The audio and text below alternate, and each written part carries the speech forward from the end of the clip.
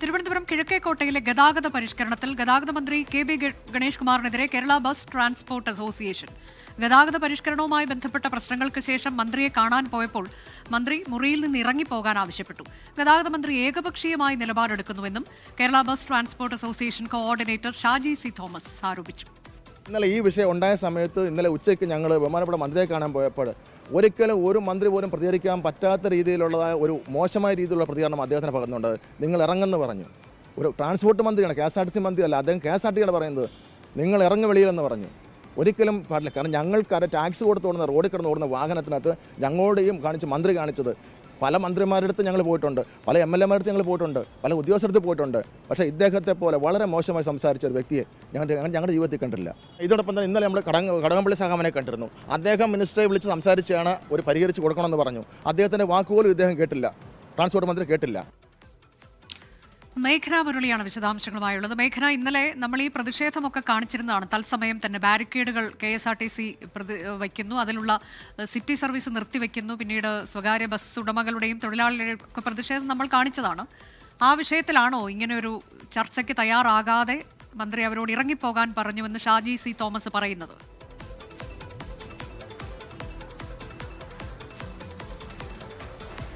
അനുജ, തീർച്ചയായും അതേ വിഷയം തന്നെയാണ്. കാരണം കിഴക്കേക്കോട്ടയിലെ ഗതാഗത പ്രശ്നങ്ങളും അതുപോലെ തന്നെ ഉണ്ടാകുന്ന അപകടങ്ങളും അത് കാലങ്ങളായി വാർത്ത നൽകുന്നതാണ്. അതുപോലെ തന്നെ ഇവിടുത്തെ ജനങ്ങളുടെ പ്രധാനപ്പെട്ട പ്രശ്നം കൂടിയാണ്. അതിലാണ് ഇന്നലെ KSRTC ഈ PWD റോഡിൽ ഒരു ബാരിക്കേഡ് തീർക്കുകയും ഒരു ഗതാഗത പരിഷ്കരണം എന്ന രീതിയിൽ കൊണ്ടുവരികയും ചെയ്തത്. അതിനുശേഷം പ്രൈവറ്റ് ബസ് ഉടമകളും അതുപോലെ തന്നെ പ്രൈവറ്റ് ബസ് ജീവനക്കാരും ഈ KSRTC ജീവനക്കാരും തമ്മിൽ സംഘർഷമുണ്ടാകുന്നു. ആ സംഘർഷം വലിയ രീതിയിൽ അറസ്റ്റിലേക്ക് അടക്കം കടക്കുന്ന കാഴ്ചയടക്കം നമ്മൾ കണ്ടു. അതിനുശേഷമാണ് ഈ പ്രൈവറ്റ് ബസ് അസോസിയേഷൻ ഗതാഗത മന്ത്രിയെ നേരിട്ടെത്തി ഓഫീസിലെത്തി കാണാൻ ശ്രമിച്ചത്. ഒരു ചർച്ചയ്ക്ക്, അല്ലെങ്കിൽ അവരുടെ ആവശ്യം എന്ന് പറയുന്നത് അവർക്ക് ഈ കിഴക്കേക്കോട്ടയിൽ തന്നെ സ്റ്റോപ്പ് വേണം, അതുപോലെ തന്നെ ഈ ബാരിക്കേഡ് തിരിച്ചത്, ഈ ബസ് ബേ ബാരിക്കേഡ് കെട്ടി തിരിച്ചത് അത് ഒരിക്കലും നിയമസാധുത ഇല്ലാത്തതാണ് എന്നുള്ളടക്കമുള്ള കാര്യങ്ങളാണ് പ്രൈവറ്റ് ബസ് ജീവനക്കാർ പറയുന്നത്. അങ്ങനെ ഈ വിഷയത്തിൽ ഒരു പരിഹാരം വേണം, ചർച്ച വേണമെന്നുള്ളതാണ് ഗതാഗത മന്ത്രി കെ.ബി. ഗണേഷ് കുമാറിനെ പോയി കാണാൻ ശ്രമിച്ചതും അങ്ങനെ ഒരു ചർച്ചയ്ക്ക് ശ്രമിച്ചതും. പക്ഷേ അതിൽ ഗതാഗത വകുപ്പ് മന്ത്രി മുറിയിൽ നിന്ന് ഇറങ്ങിപ്പോകാൻ ആവശ്യപ്പെട്ടു. അതുപോലെ തന്നെ നിങ്ങളാണ് എല്ലാ പ്രശ്നത്തിനും കാരണമെന്ന് പറഞ്ഞു. അങ്ങനെ ഏകപക്ഷീയമായി ഒരു തീരുമാനമെടുത്തു, ഒരു നിലപാടെടുക്കുന്നു എന്നുള്ളതാണ് ഇപ്പോൾ പ്രധാനമായും കേരള ബസ് ട്രാൻസ്പോർട്ട് അസോസിയേഷന്റെ ഒരു ആരോപണമായി വരുന്നത്. കൂടാതെ ഇതിൽ കടകംപള്ളി സുരേന്ദ്രൻ MLAയും പോയി കണ്ടിരുന്നു. അങ്ങനെ കടകംപള്ളി സുരേന്ദ്രൻ MLA ഗണേഷ് കുമാറിനോട് ഈ ഒരു പരിഹാരം വേണമെന്ന് ആവശ്യപ്പെട്ടു.